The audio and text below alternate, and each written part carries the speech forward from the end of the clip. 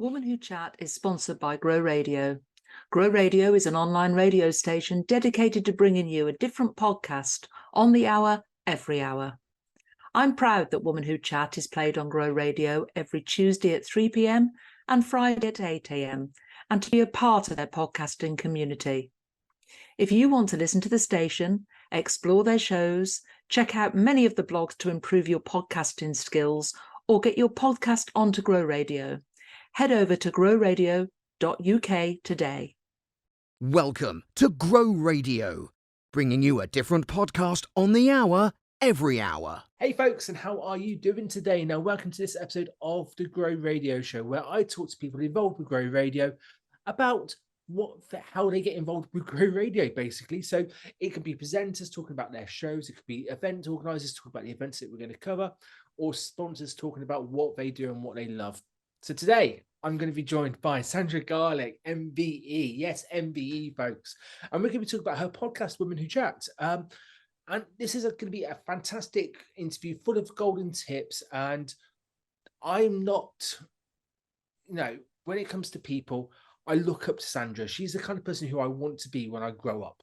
She is that kind of level. So I am really chuffed that she's managed to spend the time today talking to me and sharing her wisdom with you guys and girls watching and listening. So Sandra, thank you very much for being on the show.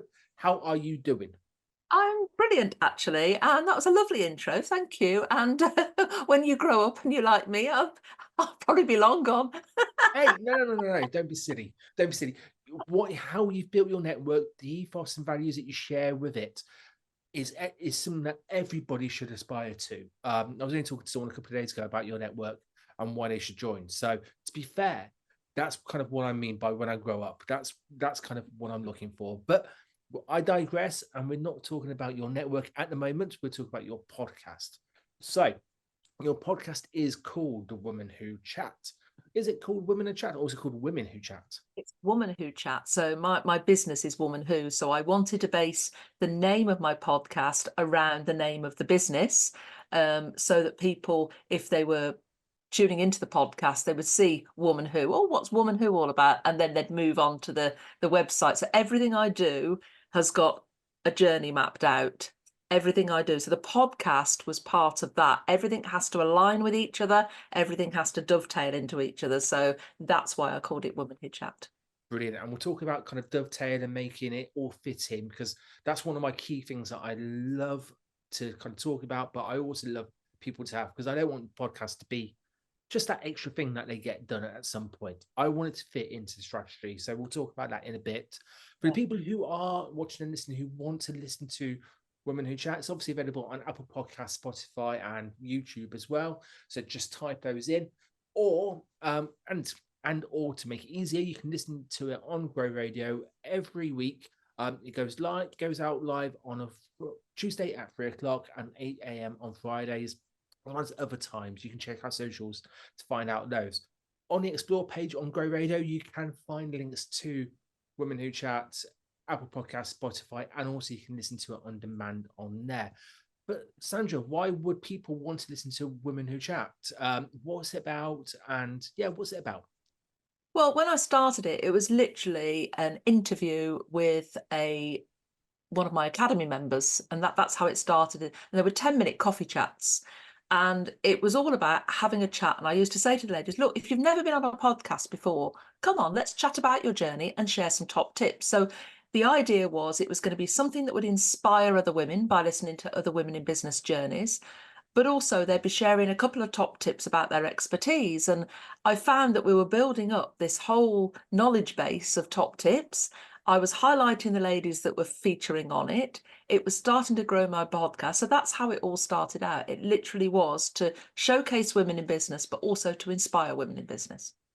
Nice. And you've put that in your blurb as well, in your description of the podcast. It's so important. And what I love is that you get people on you get the same guests on repeated times, but talking about different topics, which is a lovely thing to do. So you actually get to know that person a little bit more. Yeah, and I have monthly topics. So in my business each month, I have a feature topic. The reason I do that is it makes it so much easier in my business to talk about one theme each month. easier for my content, and then it's easier for the podcast as well. So when I try and schedule it in a time frame, and I try and discuss that particular topic as part of the podcast. So each month you've got a range of topics. So we're talking about that specific topic, but we're talking about the business, and we're talking about the inspirational journey and the top tips as well. Which is fantastic. And I want to make everything that I do, anything for my listeners, as easy as possible. Yeah. So for me, and I was talking to another guest on a previous show about this, about using the same jingles in different places, so people get to recognize that jingle as part of your kind of brand identity. And I called it kind of, it's just being lazy. It's just basically using that one idea or one thing and using it as many places as possible. But as you said, it's an easy way of doing it. It's a smart way of doing it, because then your audience actually gets content around that theme in loads of different places. They get to listen to a podcast about it. They get to talk to you and see your content. You have monthly masterminds as well, don't you? Which kind of work around that Exactly. So theme as well. the masterminds, my my academy network, monthly network as well, my open network every month, it's all on that topic. So for example, a topic we've done recently is mindset. So everything that month was featured. The blog was on mindset, the networking was on mindset, the mastermind was around some mindset work, and my podcast has featured mindset. So it just makes it so easy. Yeah, it really does. Now, when you first started it, because you've been running your podcast for a couple of years now, Yeah. and there's a lot of episodes available, which I do recommend people to kind of go onto Apple Podcasts or Spotify and just take a look at some of the topics and some of the names and just kind of delve into a few of those. But when you started your podcast, you said it was part of your strategy. How did it become part of your strategy? I've known you for many years, Gary, and I remember years ago, it must be over a decade, coming to a workshop that you did on podcasts, and I thought I want to do that, and it was always on that to-do list. I want to do a podcast, but I was overthinking it, making it overcomplicated, and it's so simple to do, and once I got over that, it's so simple to do. There was no going back. And, I did sort of hesitate at the beginning. Was anyone going to listen to this? But it's about persevering, I think, because now I've got, I don't know how many episodes I've got. I'm in the 80s or 90s or something. But now I've got that collateral behind me. People can see it's an established podcast. So even if no one listens to an episode, you're still putting content out there. And when I listen to people's podcasts now, or if I come across somebody new, I go back and listen to their back podcasts. So people might do that with mine. So it's good, even if you're going for a year and you're not getting traction, still do it. I see so many podcasters suddenly stop, and then you've got nothing. This is the story of my life, just talking to people about consistency of releasing episodes, not just in terms of on a regular basis, but keeping at it. When I'm talking to people, and when even my bundles that I sell as kind of production, they're always in blocks of 12, and they're in blocks of 12 because for monthly podcasts, there's obviously 12 months in the year, which makes sense. There's 12 weeks in a 90-day planning period as well. And also, most people don't kind of think to themselves, oh, what's my podcast going to do in 10 episodes time? Well, actually, the way that I work is you need to think about it in 10 or 12 blocks time. So you have got that consistency there. You have. And all the big podcasts didn't take off straight away. They had time to build upon that, for the presenters to help make mistakes, to kind of get stuff right, get stuff wrong, and then slowly improve their processes. And then at some point, and that could be episode 50, it could be episode 100, it could be episode 200, or wherever it is, it clicks and their audience gets it, and then suddenly the floodgates open. But it does take time to hone the message. I suppose what you're doing with linking it in with everything else, you're accelerating that a little bit, because you are involved in that community, you are building their skills. And I want to pick up on a point that you mentioned right at the start when you were talking about the network, was you're getting people who haven't been on podcasts before to be on your show. And I think that kind of goes back to me Well, that resonates because I know what your network and know what your awards are like and about you nurturing people through the process.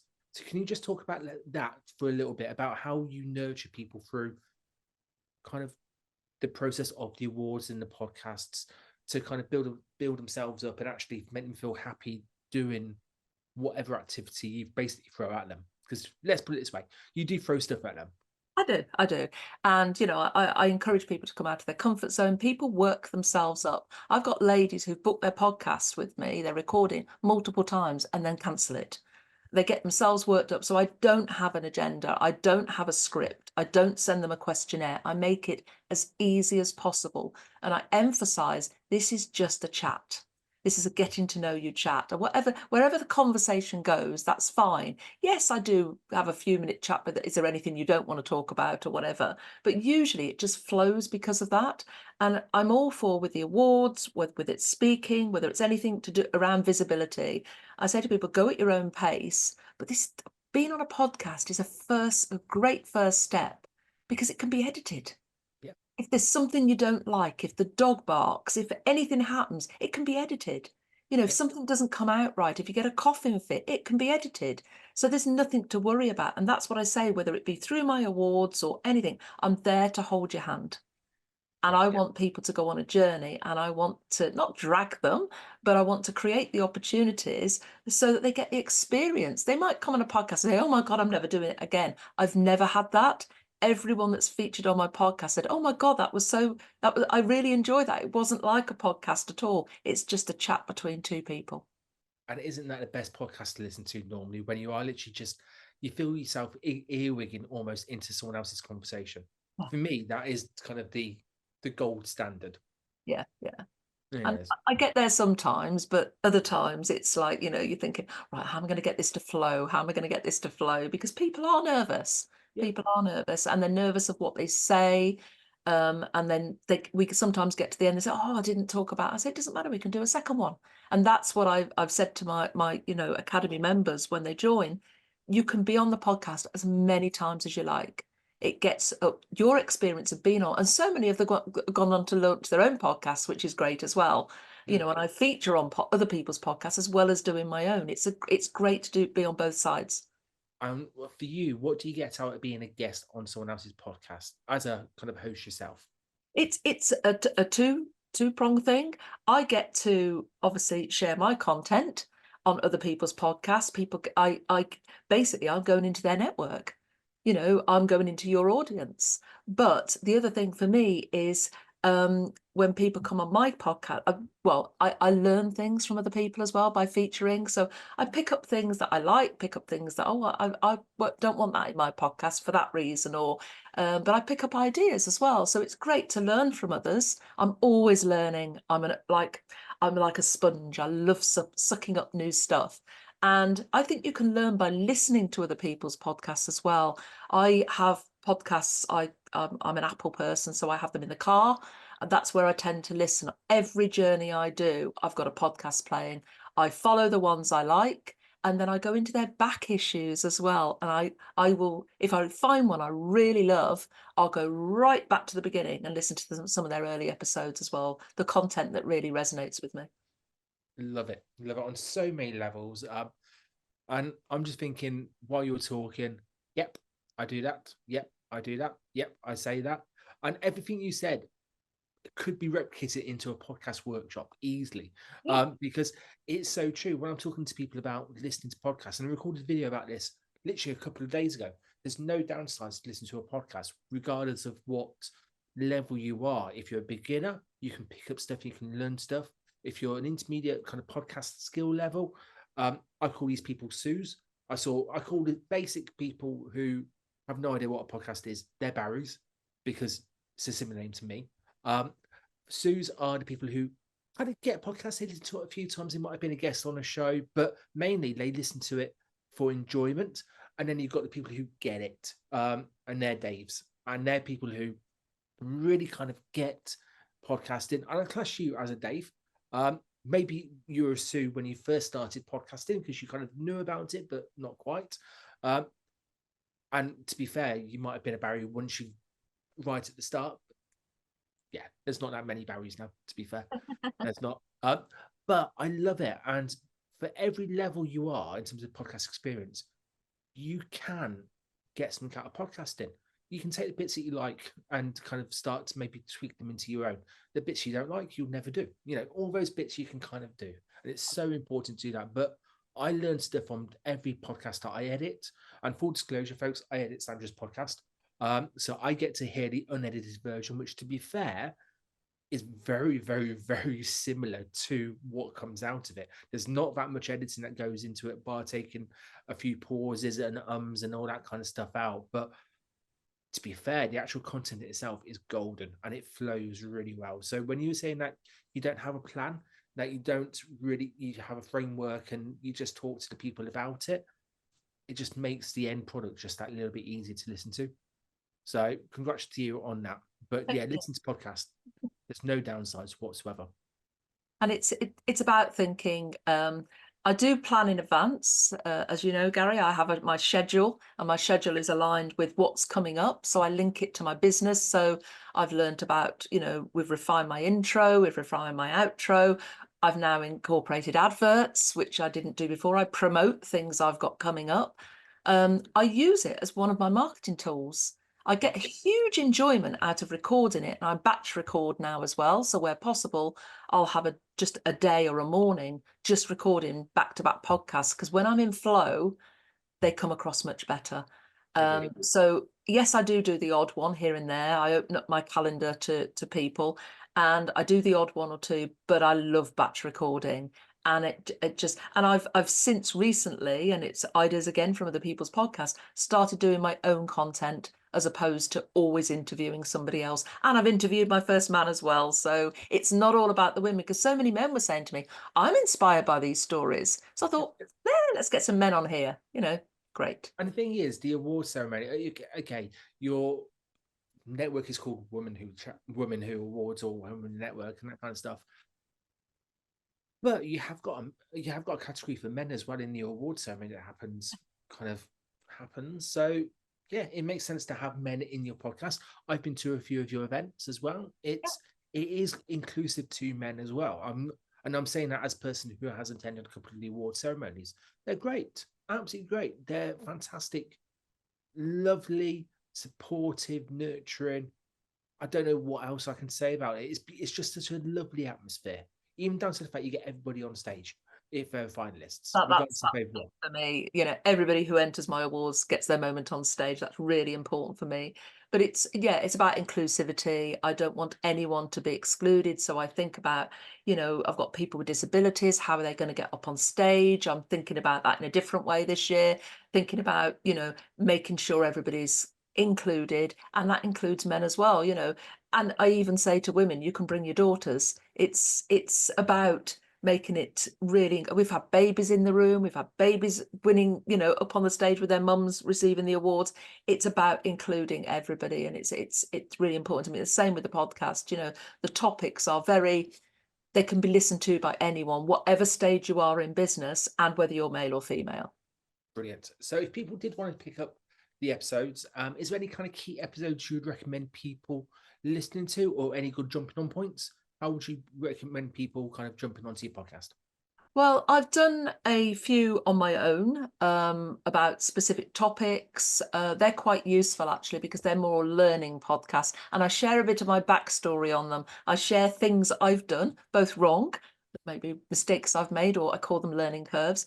So they're pretty good. But also I'd start how I start with any new podcast. Listen to the most recent episode first, and then look at the back catalogue and see what piques your interest. So the early ones are just interview with, and it's a named person. Whereas the latter ones over the last sort of almost 12 months have been chatting about, or, a question or something. How do you do this in business? So look at the topic, look at the title of the podcast, and if it resonates with you, listen to it. And I think that's the easiest way to select. And so I always start at the most recent and I work my way back. I just scroll through people's back catalogue, think, oh, that looks an interesting one, I'll listen to that. Yeah. And to be fair, folks, that's exactly what I do. Yeah, exactly what I do. Normally I listen to someone's podcast because either I've had a chat about their podcast with them. And they said, oh, take a listen. So I do listen to the most recent one. And then I go through the titles, and if one grabs my attention, or there's a particular guest or particular topic that I'm really kind of interested in, they're the ones I kind of go to. I would also listen to the trailer or the intro episode as well, because typically that shows the difference between where they started and where they are now, which is quite cool to see. And also it gives me a flavor of who they are and what they do and why they've kind of set that up, which is quite cool as well. So yeah, it is a great way of doing it. Now, we've spoken about your podcast, we spoke about your network, and how you're really inclusive and nurturing at the same time. What's coming up? Have you got anything happening in 2024 that you just want to quickly shout about?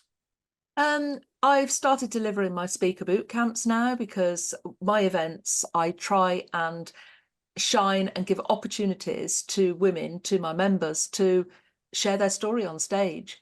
And I think, I've chatted to them on the podcast and I realize I've got an amazing story. And I think, wow, you'd be great on my stage. So my speaker boot camps are a regular occurrence now. My awards are twice a year now. So I have the Woman Who Achieves Awards, which always happens around May, June time. And then I have the Solopreneur Awards in October, which are really important to me. That's sort of high-fiving all the women that are doing it on their own. Mm-hmm.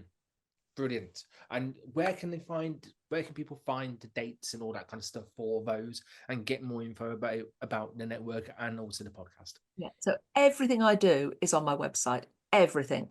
So whether you want to attend a Woman Who event, whether you want to enter the awards, whether you want the links to the podcast, everything is on the website, womanwho.co.uk.